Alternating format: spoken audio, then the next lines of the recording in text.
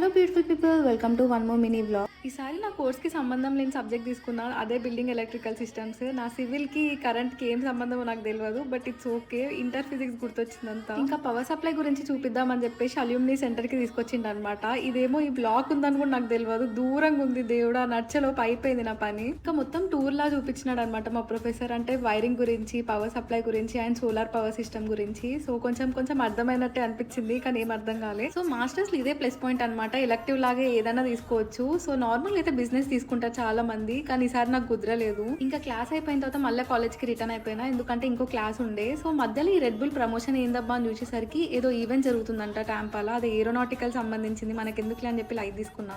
ఇంకా లైబ్రరీకి వెళ్ళగానే ఫుల్ ఆకలి వేసినుండే. ఇంకా ప్రోటీన్ బార్ తీసుకుంటా నార్మల్గా అయితే, కానీ రోజు అస్సలు తినబుద్ధి కాదు. అందుకని చెప్పేసి చిప్స్ ప్యాకెట్ తీసేసుకున్నా. వేరే చిప్స్ తో కంపేర్ చేస్తే ఇవి కొంచెం హెల్దీ అనమాట, అందుకే ఇవి తీసుకున్నా. So that's it for today video. నచ్చితే సబ్స్క్రైబ్ చేసుకోవడం మర్చిపోకండి. బాయ్.